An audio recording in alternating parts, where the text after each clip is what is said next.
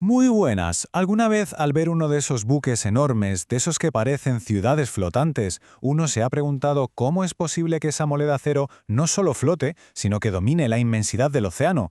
Es que es una auténtica proeza de la ingeniería que va contra toda intuición. Pues hoy vamos a desvelar sus secretos. Esa es la pregunta del millón, ¿verdad? Porque no hablamos solo de flotar en un día de calma con el mar como un plato. Hablamos de sobrevivir a tormentas, a posibles accidentes o incluso a ataques. Estamos en un entorno donde el más mínimo fallo de cálculo puede tener consecuencias, bueno, fatales. Y la respuesta a todo esto la encontramos en una disciplina fascinante, la teoría del buque. Venga, vamos a meternos en faena. Antes de empezar a hablar de física, de ingeniería y de números, tenemos que entender cuál es el objetivo número uno. Y ese objetivo es muy claro, la supervivencia. Absolutamente todo en el diseño de un buque gira en torno a una misión crítica que se conoce como control de daños. El control de daños, que a veces también se llama seguridad interior, es, por así decirlo, la filosofía que lo impregna todo en el diseño. No es algo que se añade al final como un extra. No, es la razón de ser del barco. Se trata de estar siempre preparados para lo peor y tener las herramientas, tanto las físicas como las intelectuales, para superar cualquier problema y seguir navegando. Entonces, si la misión principal es la supervivencia, ¿cómo lo conseguimos? Pues la respuesta es la ciencia. Aquí es donde pasamos del por qué al cómo. Y la teoría del buque es exactamente eso, el conjunto de herramientas que permite a los ingenieros y a los oficiales construir y manejar naves que sean capaces de cumplir esa misión. En el fondo, de lo que hablamos es de la física del barco en el agua. Así de simple. Se combina la geometría, o sea, la forma que tiene el casco, con la mecánica, que son todas las fuerzas que actúan sobre él. Podríamos decir que es el idioma que usamos para entender esa especie de danza constante que hay entre el buque y el mar. Vale, esta teoría se apoya sobre 6 pilares fundamentales. Como vemos, van desde lo más básico, que es la flotabilidad, hasta cómo se comporta el barco en medio del océano. Y ojo, aunque todos son importantísimos, hay dos que son la base de todo, el cimiento de la supervivencia, la flotabilidad y la estabilidad. Así que vamos a centrarnos un momento en estos dos gigantes. Son los principios más básicos, sí, pero también los más críticos. A ver, lo primero es conseguir que el barco flote, y lo segundo, que no vuelque. Suena muy simple dicho así, pero la ciencia que hay detrás es lo que hace posible que existan esos superpetroleros o los portaaviones que vemos. Es la primera duda que a uno le asalta, ¿no? ¿Cómo es posible que miles y miles de toneladas de acero floten con esa aparente facilidad? La respuesta, la verdad, está en un principio de la física de lo más elegante. Pues todo se reduce a un equilibrio perfecto. Es como un pulso. Por un lado tenemos el peso total del buque, con todo lo que lleva, empujando hacia abajo. Y al mismo tiempo, el agua que el casco va desplazando ejerce una fuerza hacia arriba, que es la famosa fuerza de flotación.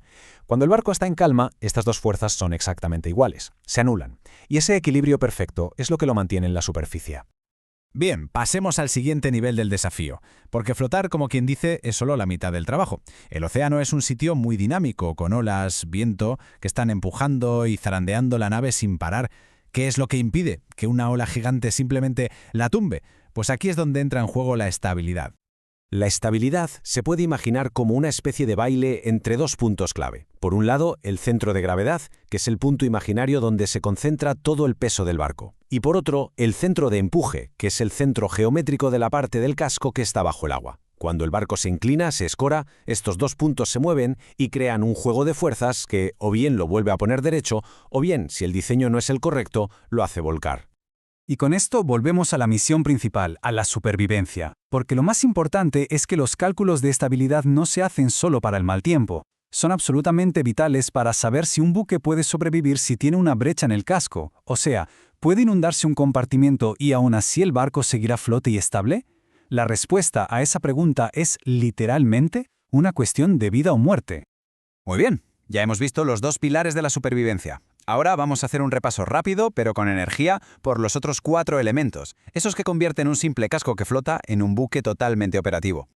Primero, la resistencia. No es más que la fricción del agua contra el casco. Pensemos en la resistencia del aire para un coche, pero muchísimo más potente. Entender y superar esta resistencia es clave para poder diseñar motores que tengan la potencia justa y necesaria. Y claro, si la resistencia frena, la propulsión empuja. Es la fuerza bruta del motor que le da vida al barco, normalmente a través de una hélice o de sistemas más modernos. Es lo que le permite vencer esa fricción constante del agua. Seguimos. Un buque tiene que poder ir exactamente a donde se le dice. La maniobrabilidad es el estudio de cómo responde a los timones y a las aletas para poder girar y controlar su rumbo. Vamos, que es el arte de dirigir la nave. Y para terminar, el comportamiento en la mar.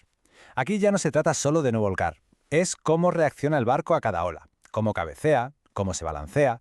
El objetivo es que no solo sobreviva, sino que sea una plataforma estable y segura para su tripulación y para la misión que tenga que cumplir.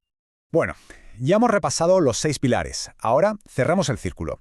¿Por qué es tan importante dominar toda esta teoría? Pues porque esto no es un ejercicio académico, ni mucho menos. Es la base real de la capacidad operativa y de la supervivencia de la nave. Al final del día, la teoría del buque no es un ejercicio para ingenieros en un despacho. Es una herramienta de combate para la gente que está en alta mar. Les da el conocimiento necesario para aguantar, para hacer reparaciones de emergencia y para mantener el buque funcionando siempre al máximo nivel operativo. Y esto nos deja con una reflexión final. La teoría del buque es en el fondo un manual sobre resiliencia, un modelo de cómo se puede diseñar un sistema para que soporte el estrés, los daños y el caos. Y claro, esto nos lleva a preguntarnos qué otros sistemas complejos, ya sean tecnológicos, económicos o incluso sociales, no dependen de estos mismos principios de equilibrio, de estabilidad y de control de daños para poder sobrevivir. La respuesta, la verdad, podría estar mucho más cerca de lo que pensamos.